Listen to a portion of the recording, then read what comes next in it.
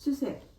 날이 밝았습니다. 밤새 타오른 붉은 소나무 마을의 700부대 진지는 거대한 잿더미로 변했습니다. 잿더미 사이에서 끝없이 흘러나오던 매캐한 연기는 점심 낮절이 되어서야 사라졌습니다. 연기가 사라진 그곳에 남은 것이라고는 흩날리는 재와 전날 공격에 희생당한 6구의 시체뿐입니다.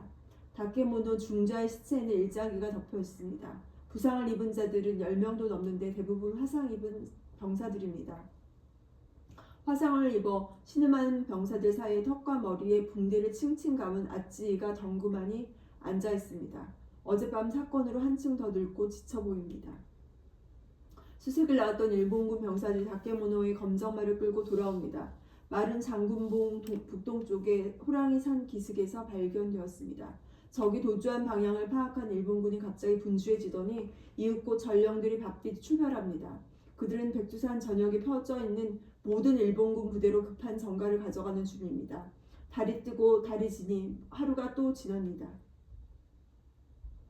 다음 날 아침부터 일본군 군대가 호랑이산 기슭에 호랑이 마을에 집결하더니 오후까지도 그 행렬이 끊이지를 않습니다.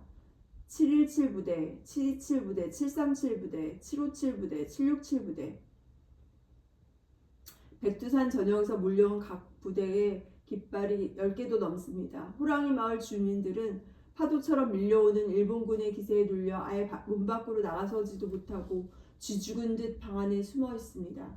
텅 빈 마당에 홀로 앉아 보이지 않는 눈으로 하늘을 바라보던 촌장님이 볼 듯 말 듯 옅은 미소를 짓습니다. 촌장님은 왜 이리도 많은 수의 일본군들이 호랑이 마을로 밀려드는지 알고 있습니다. 용의가 약속한 대로 순이를 구해낸 것입니다. 새끼제비가 상궁을 가르며 호랑이 마을 쪽으로 날아옵니다. 삼기봉에 다녀오는 길입니다. 날아갈 듯 기분 좋아진, 아니죠, 진짜 날고 있으니까요. 어쨌든 기분이 좋아진 새끼제비가 공중제비를 14차례나 돕니다. 왜 기분이 좋냐고요? 이틀 전 붉은 소나무 마을에서 탈출했던 29명의 여인들이 모두 무사히 삼기마을에 도착했기 때문입니다. 참 다행이죠. 정화가 다시 가족의 품으로 돌아가게 되었으니까요. 여인들은 삼기마을까지 오는 도중에 일본군을 단 한 명도 만나지 않았다고 합니다. 사람들은 하늘이 도왔다고 하지만 새끼제비는 진짜 이유를 알고 있지요. 백두산의 모든 일본 군인들이 용의를 쫓아 호랑이 마을로 집결하고 있기 때문이라는 것을요. 호랑이 마을 상공에 도착한 새끼제비는 개미떼처럼 새까맣게 밀려드는 일본군을 보고 눈을 동그랗게 뜹니다. 1명, 2명. 새끼제비는 병사들의 숫자를 600까지 세고 포기하고 맙니다. 그 뒤로도 계속 오는 것으로 보아 이곳에 모인 일본군의 숫자는 못해도 1000명은 좋게 넘을 것 같습니다. 큰일 났네. 일본군들이 호랑이산을 통째로 포위하려는 것 같은데 해도 너무한다. 고작 1명 잡으려고 이렇게들 모이냐? 그건 그렇고 얘네 둘은 도대체 어디로 사라진 거지? 사실 새끼제비는 어제 아침부터 용의와 순이 행방을 찾고 있습니다. 다케모노의 검정말에서 내린 용의가 순이를 들쳐업고 호랑이 산에 오르는 것까지는 보았는데 이들이 이깔나무 숲 아래로 사라지면서 그만 놓치고 만 것입니다.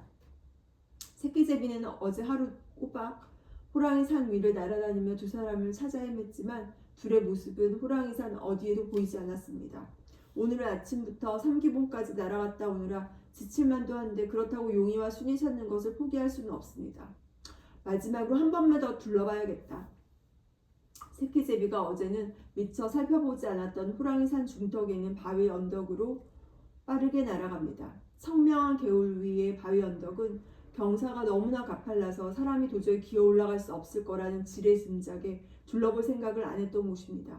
용이 혼자서야 바위 언덕을 기어 올라갈 수 있겠지만 순위를 얻고 낭떠러지 같은 바위 언덕을 오른다는 것은 도저히 불가능한 일이지요. 새끼제비가 힘껏 날개짓하며 가파른 바위 언덕 위로 올라가는데 갑자기 하얀 물방울들이 날개를 때리기 시작합니다. 이크! 날개 젖겠다. 새끼제비가 바위에 부딪혀 조각조각 부서지는 하얀 물방울들을 피해 옆으로 비껴나는데 바위 언덕 꼭대기에 조금 못 미친 지점에 조그마한 동굴이 하나 보입니다. 언덕 아래에서 보았을 때는 떨어지는 폭포에 가려서 보이지 않았는데 옆에서 보니 폭포가 되어 떨어지는 물살과 바위벽 사이에 작은 동굴이 숨어 있군요. 새끼제비는 총알처럼 날아오는 물방울들을 요리조리 피해 작은 폭포 사이의 동굴로 고기하듯 날아 들어갑니다. 막상 좁은 동굴 안으로 들어서자 빛이 하나도 들어오지 않아 무척이나 춥습니다. 춥고 음산한 동굴 천막에 무엇인가 오글오글 붙어있는 것이 보입니다. 앞불싸 박쥐떼입니다. 50마리도 넘는 시커먼 박쥐떼가 동굴 천장에 거꾸로 매달려 있습니다. 그런데 자세히 보니 모두 낮잠을 자고 있군요. 박쥐떼가 깨어나면 새끼제비는 무슨 낭패를 당할지 모릅니다.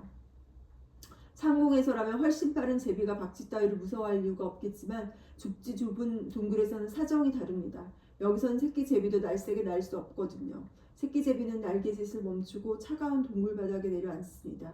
그리고 살살 아주 조심스럽게 가느다란 다리로 걸어서 천장에 거꾸로부터 잠자고 있는 박쥐떼 아래로 지나갑니다. 날개를 접고 아슬아슬하게 걸어가며 새끼제비가 안도의 한숨을 쉽니다. 박쥐떼에게 들키지 않고 무사히 좁은 동굴을 빠져나온 새끼제비의 눈에 하늘로 쭉쭉 뻗어있는 붉은 소나무 숲이 보입니다. 붉은 소나무 마을처럼 이곳에도 붉은 소나무가 참 많습니다. 새끼제비는 우거진 숲을 한눈에 살펴보기 위해 공중으로 치솟아 오릅니다. 찾았다! 하늘에서 내려다보니 붉은 소나무 숲 사이에 거짓말 같은 풍경이 펼쳐져 있습니다. 우거진 소나무들 사이에 작은 마당이 있고 그 마당 한가운데에 작은 움막이 앉아 있습니다. 움막 옆으로는 갖가지 꽃들이 만발하고 꽃밭 옆에는 작은 텃밭도 있네요. 움막의 생김새로 보아 황포수와 용이의 솜씨가 분명합니다. 이곳은 황포수가 살아있을 때 용이와 둘이 살던 움막입니다. 마을 아래에서 올려다보던 호랑이산은 한 번 들어가면 살아나올 수 없는 공포의 산이었지만 황포수와 용이는 이곳에 이렇게 작고 예쁜 움막을 짓고 꽃을 가꾸고 텃밭을 일구며 살았던 것입니다.